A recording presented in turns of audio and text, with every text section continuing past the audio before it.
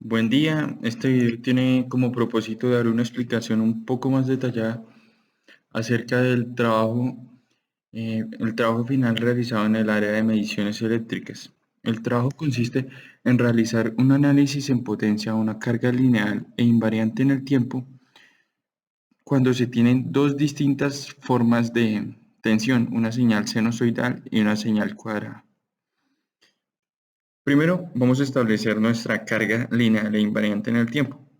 En nuestro caso, escogimos una carga RL en serie, con valores de 100 y 0.005 Henrys. Como muy bien sabemos, la forma más óptima y fácil de representar estas cargas es mediante resistencias, inductancias y capacitancias. Eh, Nuestra señal de tensión que hemos escogido es esta. Tiene armónicos en 1, 5 y 13. A partir de los parámetros de tensión y la impedancia total, calculamos la corriente que pasa en la carga. Esto lo calculamos mediante la ley de Ohm. Ahora, como el problema nos dice que debemos partir de unas muestras para realizar el análisis en potencia, procedemos a filtrar nuestras dos señales de tensión y de corriente, de la onda sinusoidal y la onda cuadrada. Para esto, muestramos a una frecuencia de 28 veces la frecuencia fundamental, que son 60, y tomamos una cantidad de 120 datos. Obtenemos los siguientes valores. Vamos a tener 120 datos de I1 y 120 datos de B1. A partir de estos datos y con ayuda de la transformada rápida de Fourier, recuperamos nuestra señal en el tiempo.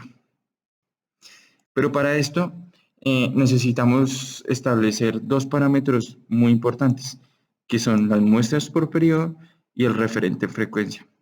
Las muestras por periodo nos van a restringir nuestra señal en un periodo y vamos a ver qué cantidad de muestras hay en el mismo. Y el referente en frecuencia nos va a ayudar a saber qué frecuencia hay en cada posición. Cuando corremos nuestro programa, obtenemos el siguiente espectro. Podemos ver que en la posición 1 tenemos un valor de 0. En esta posición se ubica la componente de C de la señal, que en este caso es 0.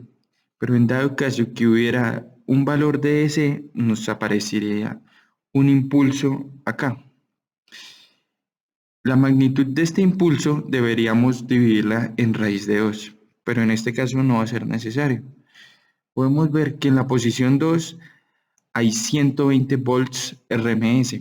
Esto quiere decir que en esta posición se encuentran 60 Hz, ya que en la posición 1, como es la componente DC de la señal, tiene una frecuencia de 0. En la posición 2 habrán 60, en la posición 3 habrán 120, en la posición 4 180 y así sucesivamente.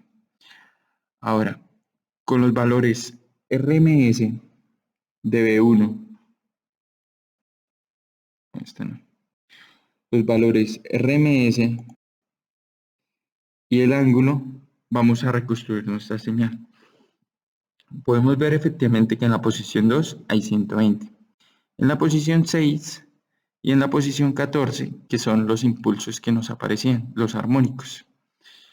Tenemos 120, 32 y 12 a un ángulo de 0, 60 y 120.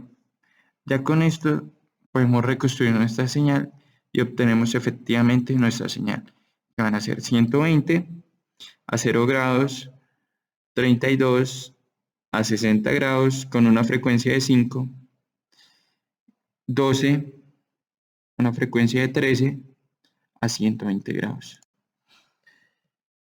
Ahora, ya habiendo recuperado las dos señales de tensión y de corriente, procedemos a verificar que en verdad estas señales cumplan para nuestra carga que escogimos.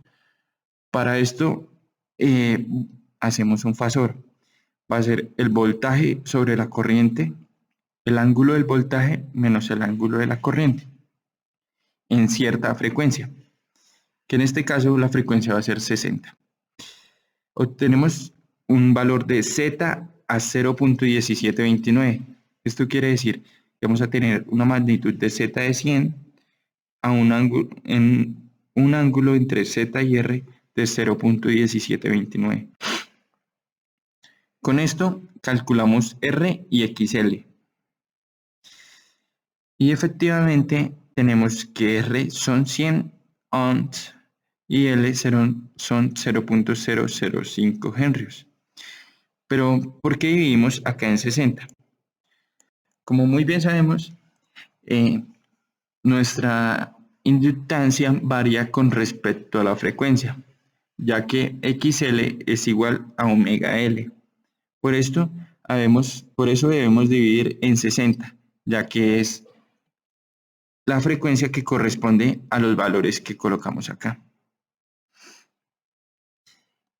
Y repetimos el mismo proceso para la señal cuadrada. Ya con eso procedemos a realizar el cálculo de las potencias para cada señal. Calculamos la potencia aparente, la potencia activa, la potencia no activa y el factor de potencia, que van a ser los parámetros que vamos a usar para realizar nuestro análisis. Y obtenemos los siguientes datos. Una potencia aparente de la señal sinusoidal, activa, no activa, factor de potencia. Ahora, de primeramente podemos ver que en ambas señales nuestro factor de potencia es cercano a 1. Pero pues podemos ver que la señal de tensión tiene un factor de potencia más cercano. Esto quiere decir que van a haber menos pérdidas de potencia, ya que la potencia no activa es muy pequeña con respecto a la potencia aparente. Ahora, ¿para qué queremos que nuestra potencia activa sea pequeña con respecto a la potencia aparente?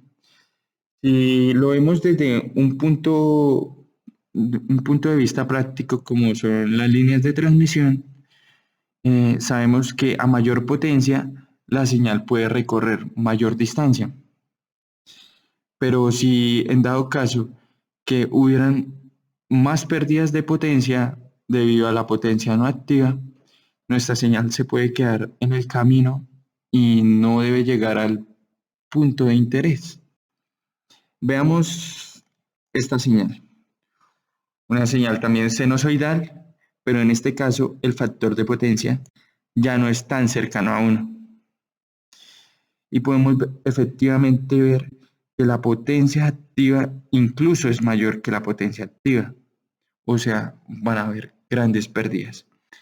Para corregir esto, es necesario conectar un capacitor en paralelo a nuestra carga, ya que nuestra carga era netamente resistiva e inductiva, va a tener un factor de potencia en atraso. Para esto, sabemos que nuestra carga genera una potencia no activa positiva y sabemos que un capacitor genera una carga no activa negativa. Entonces, al conectarlo en paralelo, el capacitor lo que va a hacer es consumir esa carga no activa que se estaba desperdiciando, se estaba perdiendo. Pero, ¿qué pasa, digamos, si hacemos mal el cálculo y colocamos un capacitor que sea muy pequeño o muy grande? Pues si es muy grande, pues puede que pase de estar en atraso a quedar en un factor de potencia en adelanto. En este caso, pues tendríamos que buscar siempre que el factor de potencia sea cercano a 1, sin importar que sea en adelanto o en atraso. En conclusión, eso es lo que se busca en las líneas de transmisión, que no haya pérdidas de potencia.